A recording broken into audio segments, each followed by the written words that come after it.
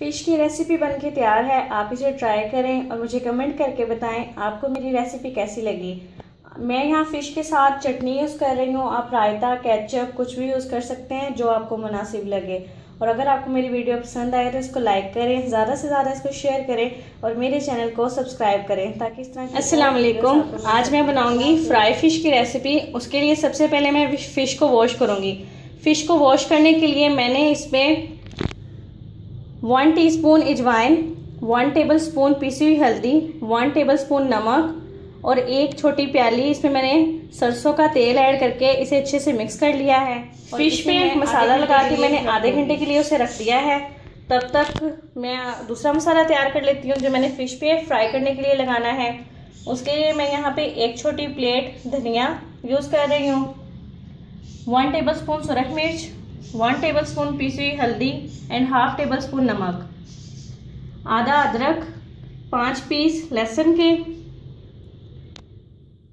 1 medium size کی پیاز، 3 عدد لیمو، 1 اسمال سائز کا ٹماٹر، 9 عدد ہری مرچ۔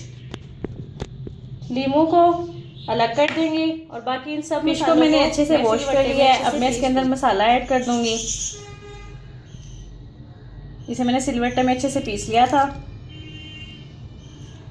اور ساتھ ہی میں اس کے اندر لیمو کا رس ایڈ کر دوں گی اور اب ہم اسے اچھے سے لگا لیں گے فش میں۔ ہاتھ کی مدد سے یہ اچھے سے جذب ہو جاتا ہے اس میں فش میں۔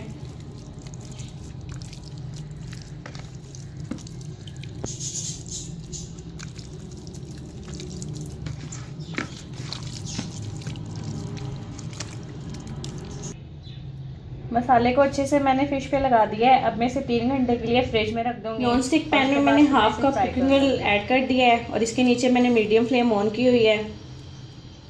اب میں اس کے اندر پیسز رکھوں گی فش کے۔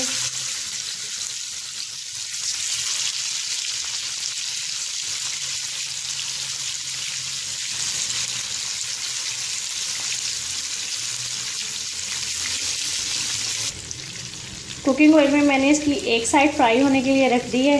3 گھنٹے کے لیے اسے میں نے پہلے فریج میں رکھ دیا تھا تاکہ اس میں جو ہم نے مسالہ لگایا تھا اس کو وہ اچھے سے اس میں ابزارو ہو جائے۔ اب کچھ دیر بعد میں پیسز کی سائڈ چینج کر دوں گی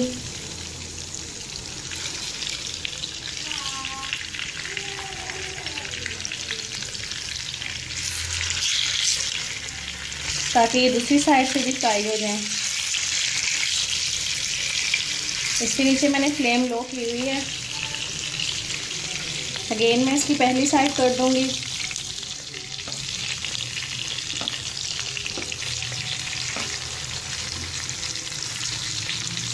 یہ دیکھیں یہ تقریباً پک چکی ہے۔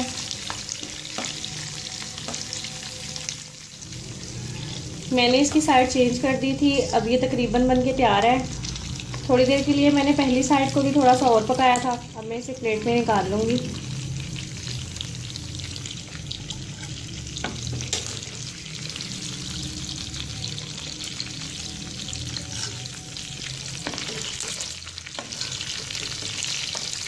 آپ اس طرح فش کو مسالہ لگا کے فریج میں رکھ سکتے ہیں اور جب چاہے نکال کے فرائی کر لیں۔ بہت ہی مزے کی ریسیپی ہے یہ، آپ اسے ضرور ٹرائی کریں۔